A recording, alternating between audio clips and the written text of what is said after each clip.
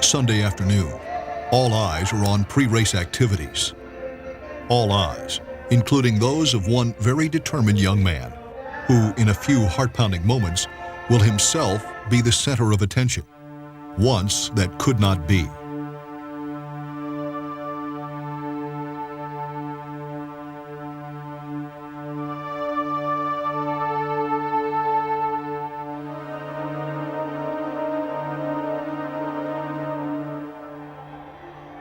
He is the pole sitter. He will lead the field to the starting line. A man whose strength of will is greater than strength of body, for it is the man on crutches who will pace the field today. The man who would be dead last in a foot race is the fastest behind the wheel. 2 months ago, the nose cone came through in the tub and fractured his pelvis and was sticking through above his leg. A single moment which defines how far racing and safety, science and technology has come. This is the triumph of Speedway survival. The early 90s, after devastating front-end crashes like these, there was little left to do but pick up the pieces. All too often that meant shattered bones in a driver's feet and long, sometimes painful recovery periods. But it marked a turning point. For the first time, safety became the province of the engineer, and the men who were committed to making the cars go faster now took up a new crusade to establish a systematic way of understanding the forces that are unleashed here in 50 milliseconds. In the 200ths of a second that separates a spin from contact, to take the guesswork out of saving lives.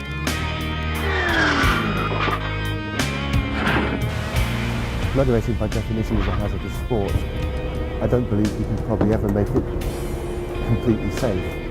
One can only work towards making it as safe as you possibly can within the bounds of known technology. And it isn't always what you think that you do, you know, and so there's a lot of trial and error in it. There's a lot of hard work.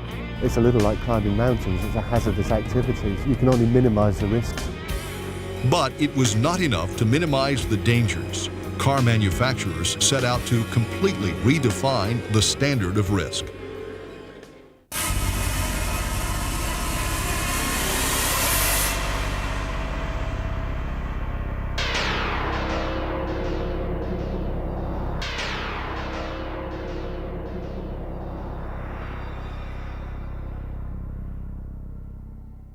When I was young, take like in the early 60s to 50s, about half of the race drivers died in racing accidents or in race cars. And that was an acceptable number. I've been racing here since 1968. I mean, we used to bury a guy a weekend here. When you're young, to a race driver, he's bulletproof. He can't get hurt.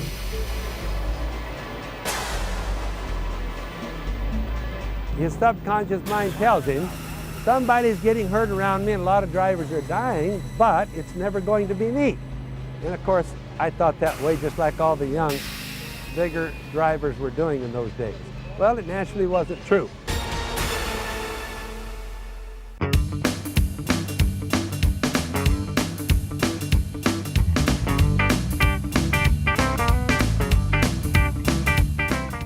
When I was a kid, I used to go to sprint car races. The drivers wore very small, minimal helmets. They wore t-shirts. You could see them blow up their waist as they were driving down the straightaways, and it was just bare skin showing, no seat belts, just strong, brave men. It was different kind of racing.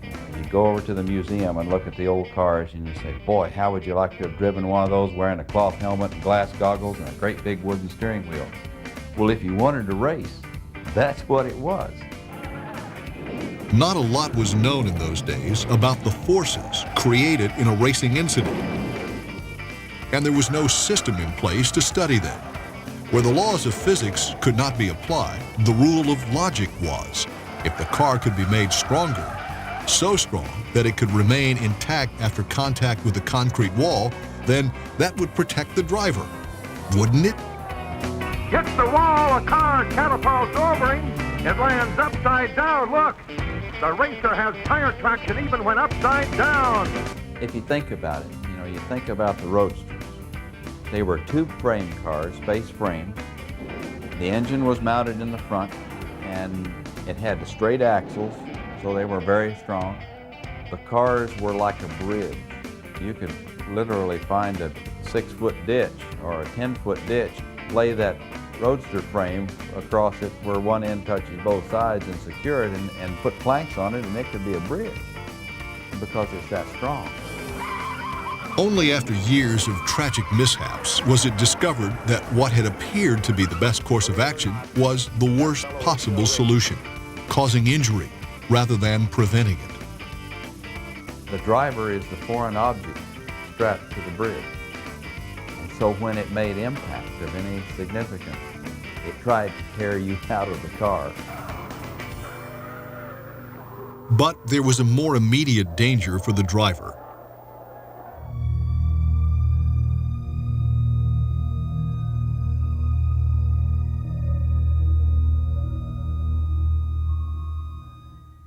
My brother died here in 1959 from a racing accident in practice, and he died from burns.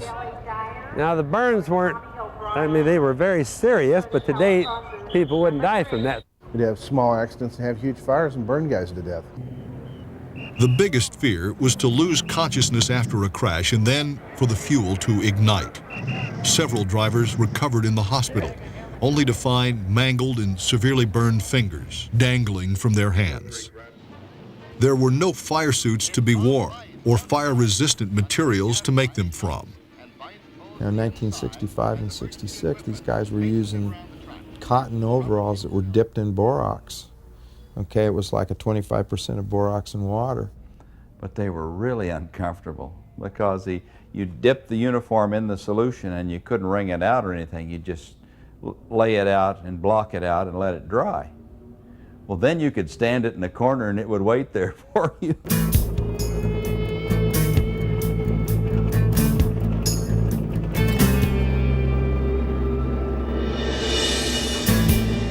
You don't have that now. You manufacture a fire suit for a guy, it's a custom suit. It's light years ahead of what they had then. They make a material called Coolmax, and it's for bicycle riders and people that are out working in hot weather. They figured out a way of making the fiber, the fire retardant, and they spin a thread that's hollow, and basically what it does is absorbs your sweat, and as it absorbs your sweat and it wicks off, it makes you feel like you're cooler than you really are. And it's a psychological thing, but it really works, and it works well. Yeah, whatever it takes.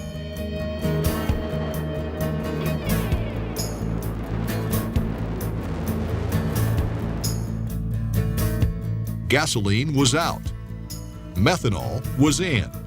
On paper, methanol appeared to be more dangerous. It burns with an invisible flame. If drivers were having trouble dealing with fire when they knew it was there, how much more serious was fire to be as an unseen enemy? But once again, outward appearances were deceiving.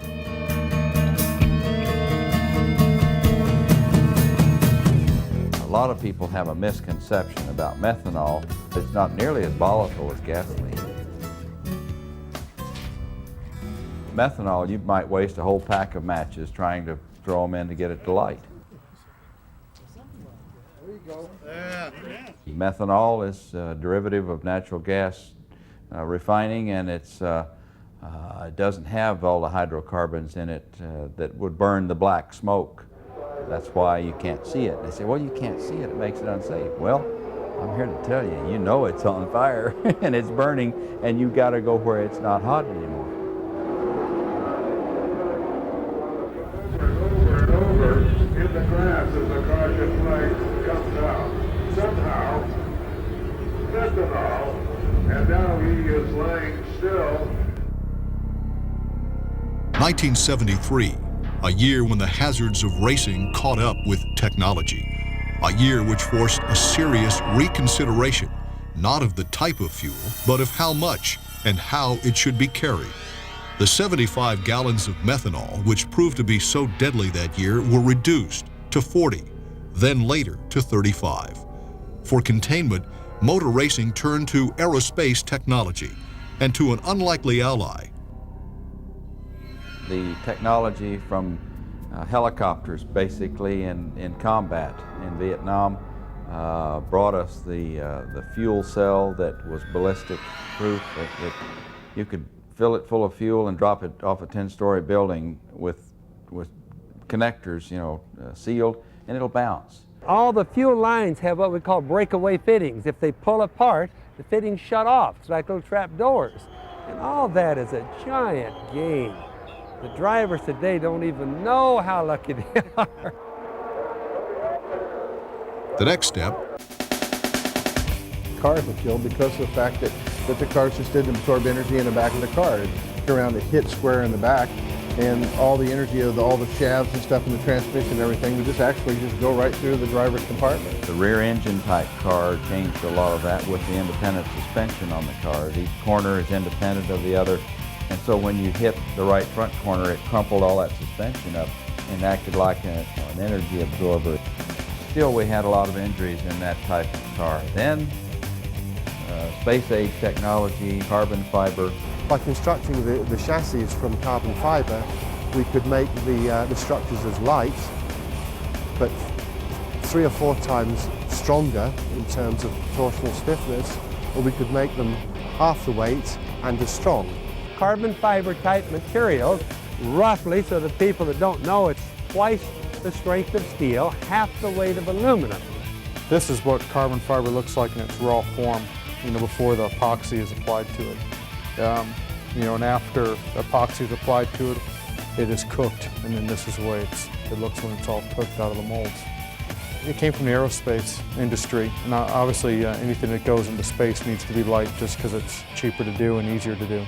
Then got converted into military, such as fighter aircraft, bombers and all that type of thing, and then went into commercial aircraft, and probably around that time it got into racing. Even when we were producing aluminium structured cars, we knew that the most effective and the safest condition for the driver was to effectively remove the engine from the car and the gearbox from the car, which are very large masses and very heavy, as quickly as possible in an accident situation.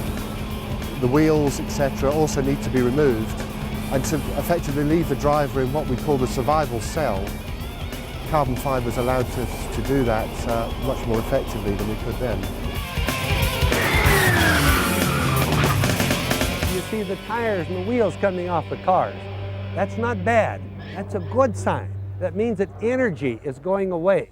So when the driver finally does get to the wall himself in the capsule that he's in, there's a lot less pressure there. but the one piece of the puzzle that still remained elusive was any measurement of the actual force of the crash. What did the driver's body go through?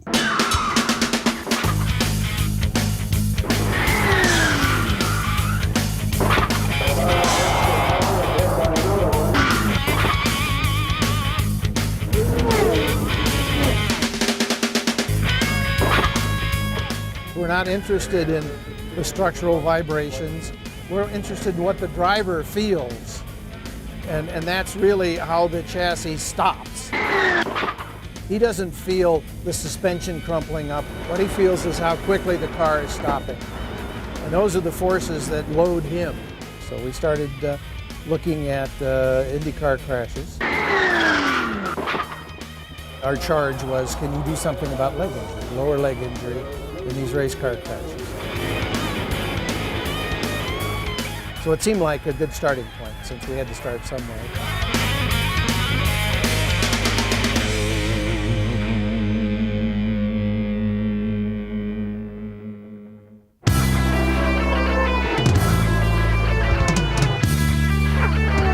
It would seem as if you were placed in a no-win situation.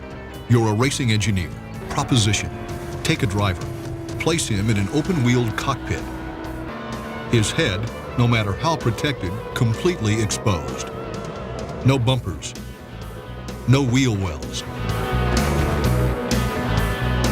Parts ready to fly off the car back towards its occupant. The fundamental problem actually with a car, particularly on an oval, where it goes into a concrete wall at a specific angle, there's always a tendency for the wheel to be trapped between the wall and the chassis. The difficulty is then it wants to force the wheel through the chassis towards the driver.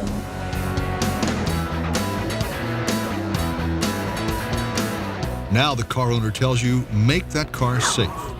It was a challenge John Melvin responded to immediately. For in spite of its spectacular appearance, an open-wheeled racing incident is a simple beast by nature.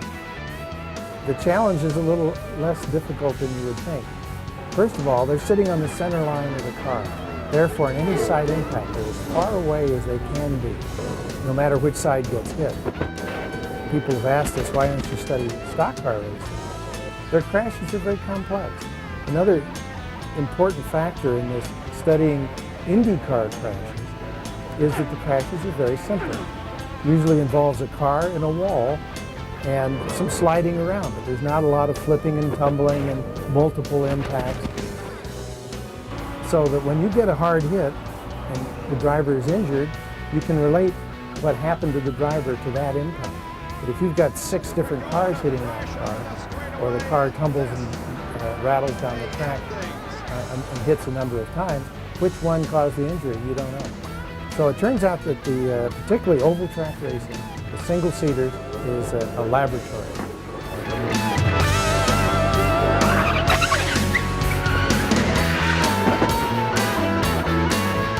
A laboratory with a catch-22.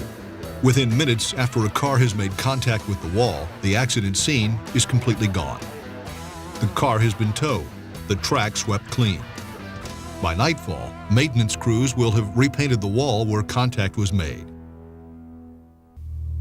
Telltale skid marks, which can be measured to determine the angle of the crash, are all that remain. They cannot give you the complete story. They cannot tell you why.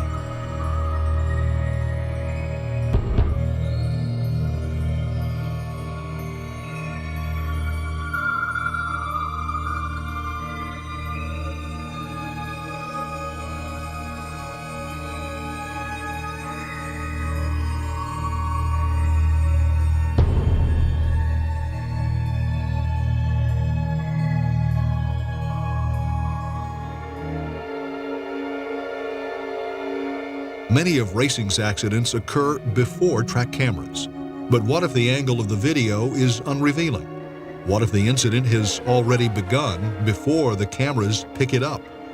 These are questions which needed immediate answers. One of the things that we did just to solve that problem of how do you get a picture of the scene of the accident without having a photographer out there, because it's a dangerous thing to have somebody out there, we developed the use of a small 8mm camera mounted on every safety truck. And so as it drives up to the crashed car, we see all the scene information, the skid marks, the car where it's sitting after the crash, and some of the damage information possibly. But the one thing that was really missing was at some kind of a measurement of what the actual forces of the crash were. Crash testing was out. What we wanted to measure in the crash was exactly what we measure on our cars when we run them into the barrier when we develop a passenger car. But there were 2 problems with that. We weren't really sure how they crashed, what was the nature of how they hit the wall, because when you run a barrier test, you assume how the car is going to hit the wall. We didn't know how they hit walls.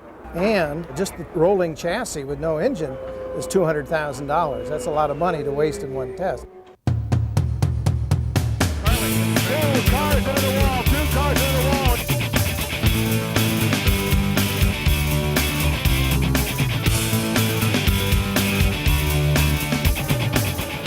What was needed was a way to do crash recording, but even that scenario had its problems. The black box had to be small, lightweight, and run on batteries. Any system that would hurt a car's competitiveness or interfere with the sensitive onboard electronics of the modern racing machine would be immediately voted down by the crews. But racing technology found its black box, ironically, not from the aerospace industry, but from the packing industry. We identified a supplier of an off-the-shelf little unit that could do that. And these little recorders were sent through the mail to record all the bumps and bangs that a package would get, and they were about $8,000 a piece.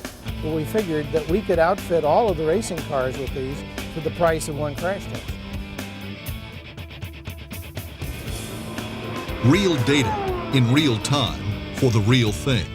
Almost immediately, the black boxes began to refute all preconceived ideas about how race cars fall apart when they crash.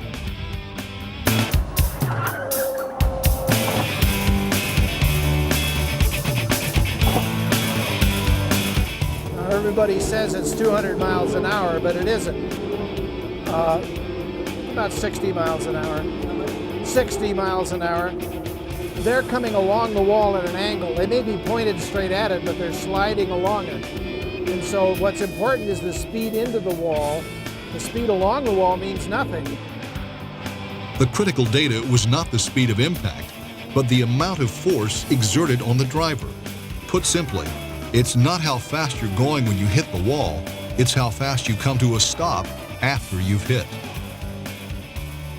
If you've ever been in a car when somebody slams the brakes on very, very hard, you feel yourself being pulled into your belt system.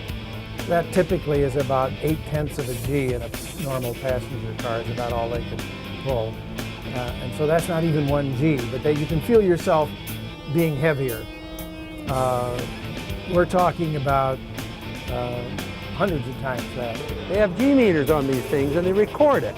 And they're a lot higher than they ever thought they were. Really high. So they understand now why the drivers' brains were getting rattled and some of them not recovering from it.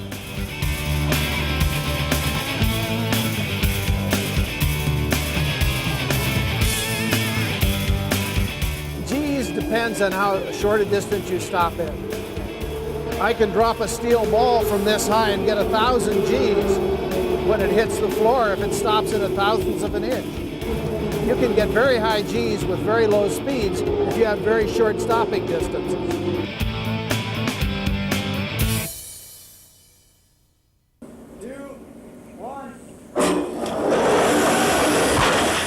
Once the crash data began to come in, problems with the nose cones became immediately apparent.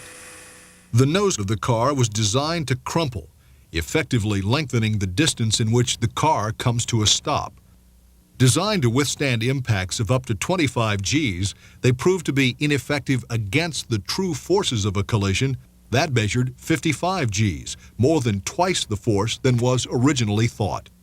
Our analysis allowed us to make some observations that encouraged the sanctioning bodies to make the front of the car stronger. Their concern, if they were to make the nose of the car stronger, was that it would produce internal organ damage from stopping the car too quickly. The noses were already about 30 inches long. They lengthened the car 5 inches and moved the driver's feet back relative to that. And since then, we haven't had any leg injuries from intrusion. We had some years where probably 75% of the drivers had broken feet. I'll bet you my feet have been broken, I'd say 12, 15 times. And now today, you hardly ever see that anymore. You can watch the race drivers, the new ones today, they're walking down through the pits here and they're not limping. See, guys like me were always having trouble walking, see? And that was the pay we had to have for it. Better safety today.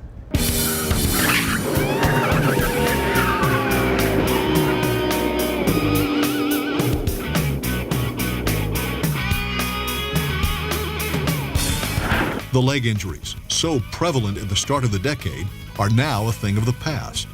But attempts to control these violent forces sometimes produce an equal and unpredictable opposite reaction. The nose performs extremely well when it hits a concrete wall, but it's also a very effective 200-mile-an-hour steer when it contacts a car which is at 90 degrees to it. You keep finding new problems. It's obvious that the cars now, when they collide, you can have some devastating effects. And so there's some discussion now about making the noses less sharp mechanically so that they won't poke through the side of the car. In other words, that it would blunt itself very quickly. Yet no sooner was one safety problem resolved than a series of serious neck and head injuries to Indy Racing League drivers sent John Melvin back to the racetracks, looking for answers. The potential for far worse outcomes to the crashes was clearly there, in a pattern that emerged. It turns out that the easiest way to injure a brain is to rotate the head, not to translate it in a straight line, but cause it to rotate. That's why boxers give an uppercut or a cross blow to twist the head, because that will disrupt the brain functioning more quickly than just hitting them square between the eyes. And that's what was happening. Somehow, in spite of all the precautions taken in the design of new IRL cars to promote safety, one crucial flaw in the design assumptions was exposing the drivers to unnecessary risks, risk with potentially lethal consequences.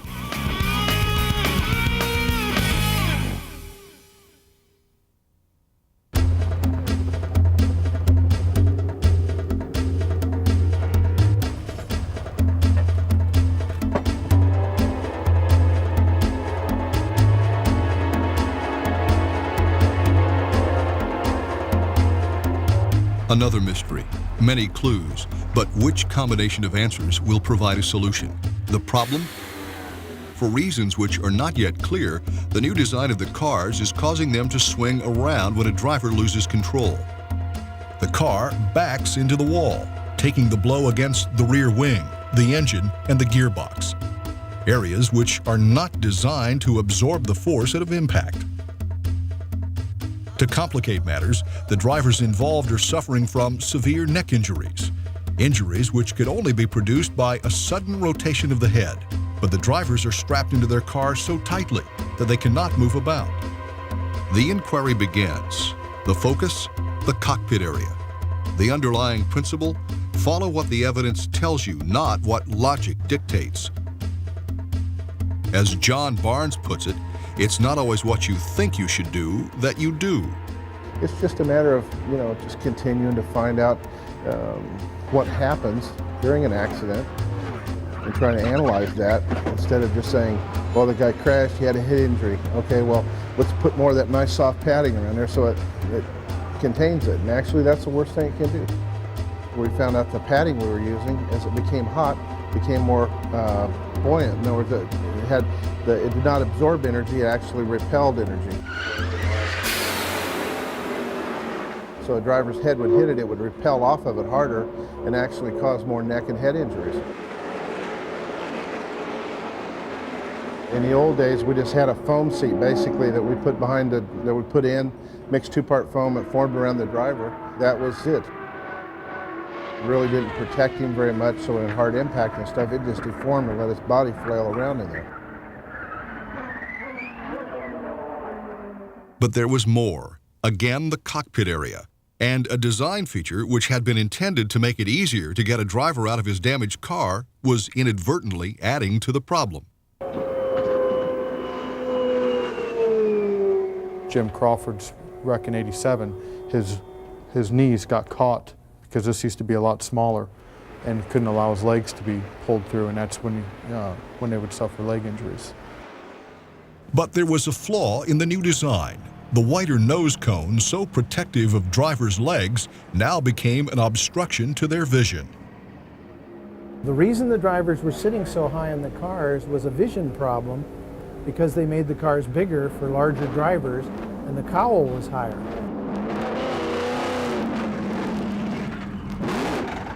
In a typical IndyCar rear crash, because the driver is reclined in his seat at about 45 degrees, he moves up the seat quite a bit. So even though it looked like the drivers had their heads down where the head pad was, they typically move 2 or 3 inches higher. And that upward movement was enough to get the head moving around above the pad and causing the kinds of closed head injuries due to rotation of the head. And it also loads the neck when that happens and can actually break your neck. In a couple of cases, it almost did that. Raise the back of the tub relative to the cowl. shape the padding around the driver's head so that it would prevent, not promote, head rotation. Still, there was one other area to be redesigned.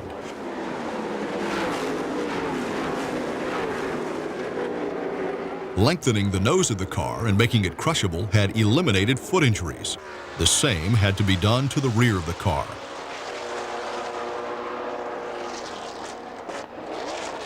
But how? The attenuator on the back, it comes from aerospace products. This cover here is a carbon cover, but inside is a honeycomb. It's a structure that absorbs the energy on the impact.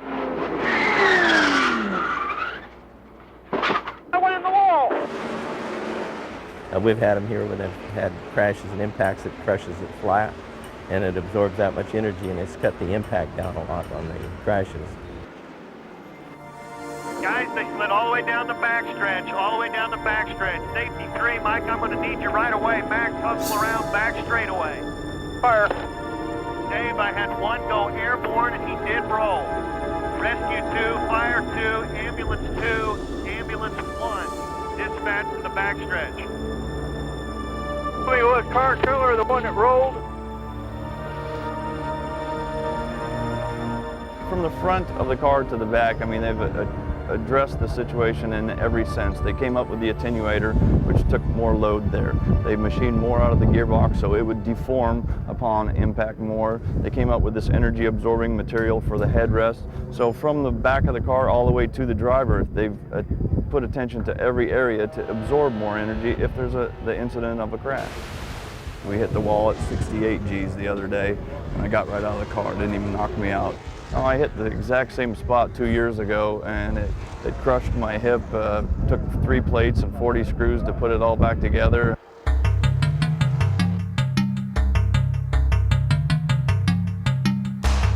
The forces unleashed by a racing accident are extremely unpredictable. The black box, sled testing, review of crash tapes, all provide precise data to answer the crucial question: why did it happen? What was the cause? Applying that data to real-life solutions still involves some trial and error. And no sooner do you think that one problem is solved than another one rises to take its place. They had so many head injuries last year that they did an overkill. And so right today, the drivers don't have any side peripheral vision, have very little. In other words, if I'm sitting looking straight ahead like this, I can see my hand way over here. I need to see that because another car could be coming up alongside, and you need to be aware that the cars are there. Now today, as high as the safety deals are, took away the vision. So that was an overkill. They know that. But safety is the #1 thing, and that's a guy like me, he looks at it right away. Because I've seen so many bad things over so many years.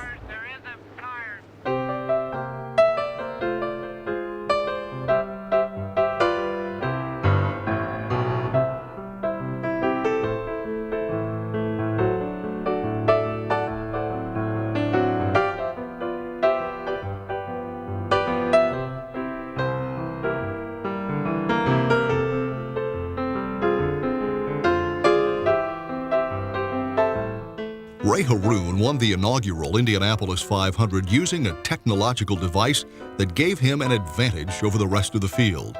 We call it the rearview mirror, and it allowed Haroon to go the distance without the added weight of a mechanic riding along with him to help watch for traffic.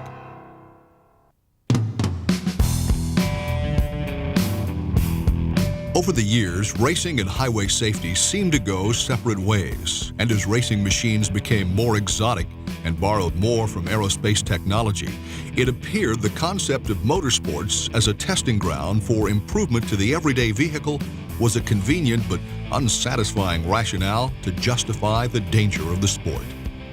But the new science of biomechanics is changing all that. The long hours of studying the effects on the human body of IndyCar crashes is effectively rewriting the books when it comes to understanding just how much force you or I could withstand in a traffic accident. The results are surprising. because for the first time there is evidence that the standard used by the government in passenger car crash testing, the standards that determine if a highway vehicle can protect its passengers from injury, may be wrong. We're learning all of this new information about what people can withstand in a crash. There's no other way to get this data. You can't expect human volunteers to do this. These guys are out here racing. They're doing what they love to do. And if a crash should happen, having our recorder in there, we get that data. But what is going to be difficult, I think, in getting some of these features that we see here into passenger cars is the fact that both the government's dummy and the method they judge of performance are probably wrong. And until we convince the government that they change their rules, we might not be able to implement a lot of these features in a passenger car because the government test would say you failed. And yet we know for a fact that these drivers are sustaining crashes and they're coming out just fine. This is the most significant contribution I think racing has made to the automobile, has been this ability to understand what really works in protecting people and how much people can take in a crash.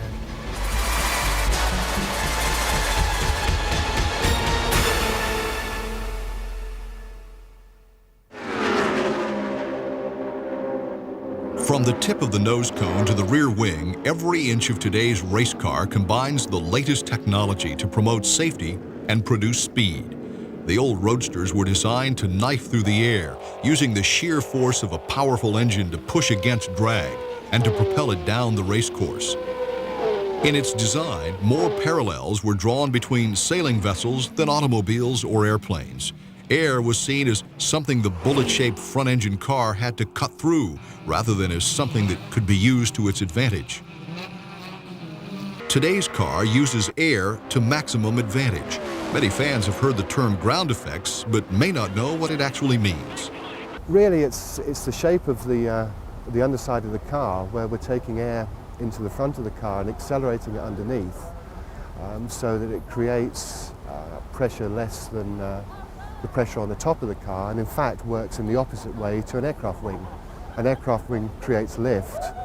A modern day racing car creates pressure downwards rather than upwards. This is an underbody mold, so this would be the actual mold that the part would be made in.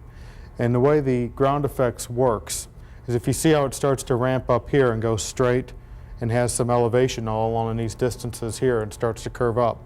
Well, this creates a negative pressure or low pressure underneath the car, making the car stick a bit more.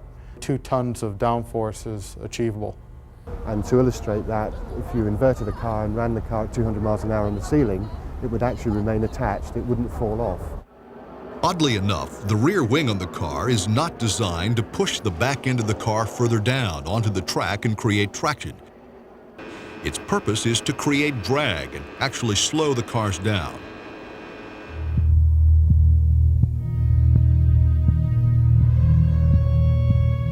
There is a life-saving balance to be struck between the speed of the car and the amount of reaction time a driver needs should another driver lose it and spin in front of him.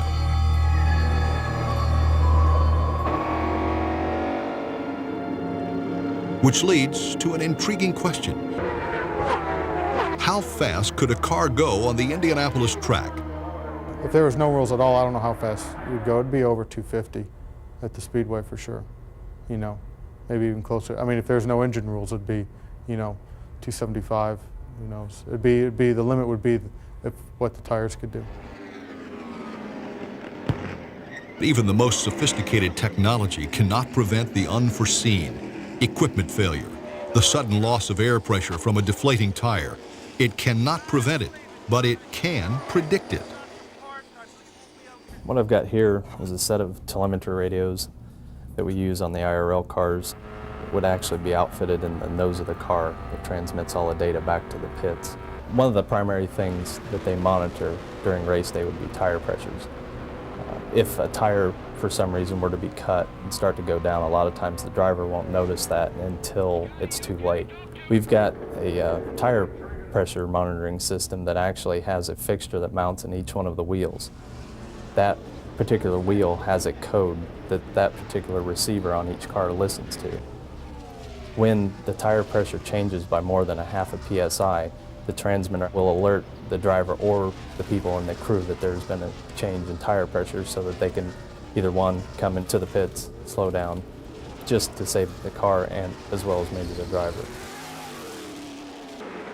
IRL cars are also equipped with laser technology, designed to keep the car from bottoming out on the course and causing a driver to lose control. The laser actually projects the beam down at an angle, and depending on how high the laser head is off the ground, the angle that the beam is received back into the laser head changes. So that angle is what determines how high the car is from the ground. First and foremost, the new technology is designed to increase a car's competitiveness, to give the crew behind pit wall accurate measures of the actual performance of the engine. But this information serves a dual purpose. Measurements of an engine's performance may also indicate the race car's power plant is on the verge of overheating. Any kind of advance warning of a blown engine is critical to a driver. If he is on the course when it lets go, the stream of oil it sends out over the back wheels will cause an immediate loss of control. All this stuff on the car also logs information about what's going on the car during the race. This data is then transmitted to a transmitter that's up in the nose of the car.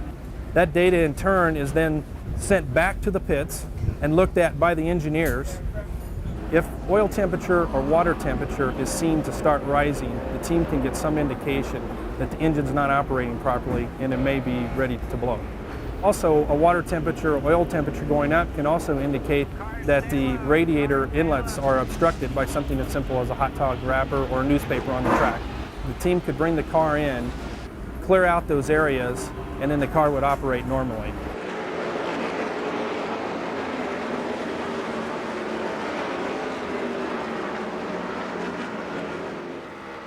Response time, the split second between when the driver becomes aware of a problem and when his body can react.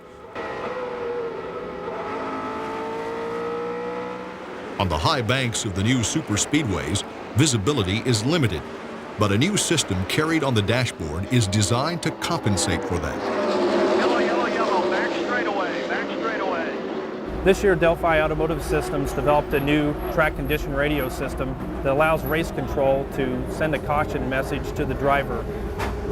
This track condition radio console, when turned on by the race control official, will send a message to the driver. 2 yellow lights are mounted on the dash of the car. They turn off in an alternating fashion to get the driver's attention. This system is meant to increase response time for the driver, and in doing so, while he's on the track in a heated battle with another driver, he'll get instantaneous notification of a yellow course condition. Yet, in spite of every precaution, in spite of every test scenario, an incident occurs, an incident that results in injury. For the driver, there is a new and more difficult question. He begins to ask not only himself, but everyone around him, how long will it be before I can get back on the track? How long before I race again? I had 2 broken arms at one time. It's just something that has happened and it's part of the game, and you accept that. And my situation was always, how soon can I be back in the car, Doc? When can I get back to racing and doing what I love to do the most? You never think it's going to happen to you, but when it does, it's just a setback in time. A setback in time, a momentary delay, a path down which none of them wish to travel. But for those who do, it is a journey from which they vow they will return, no matter how long it takes. Yeah, I crashed in 1995. I don't know why. Turn 1, just turned right into the fence. And I don't remember anything for a couple months after that.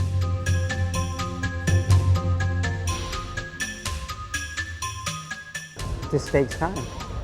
Doesn't matter who you meet, what they tell you to do, whatever, it's time. Every year I get sharper. I don't notice that, but I know I am. And I know by 1999 I'll be sharp enough.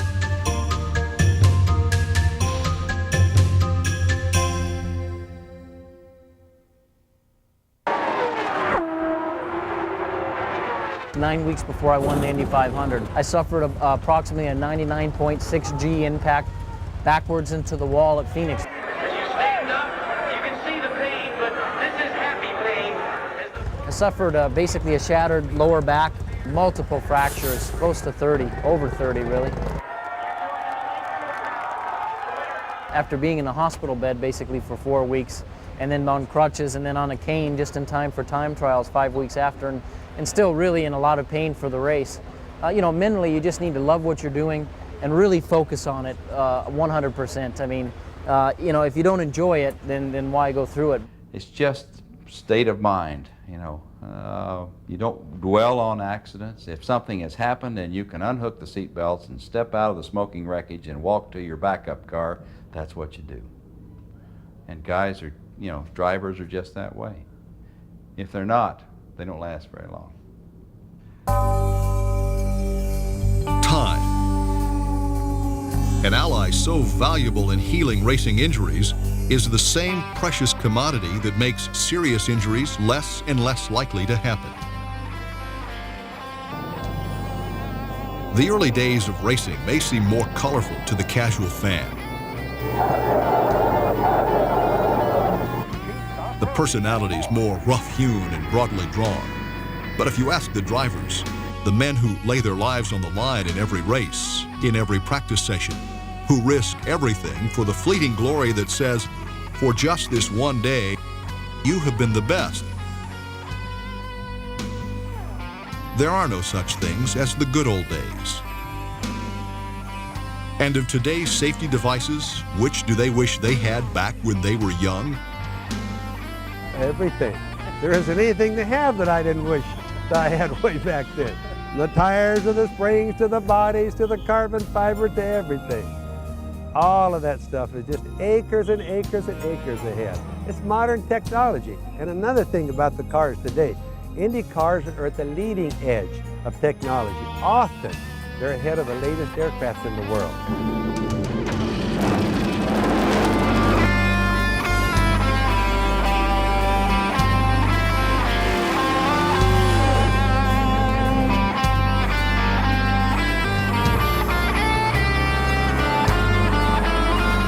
Safety issues, it's just a matter of evolution. From the time when you saw the drivers here wearing a t-shirt which was blown up over their shoulders because of the wind blast of the cars down the straightaway, and no gloves, and helmet with the leather earpieces that's strapped under your chin, and a pair of surplus World War II fighter pilot goggles. It's come a long way since then. I think it's just a lot of interested people that were looking for a better way to do it, and it's happened on all fronts.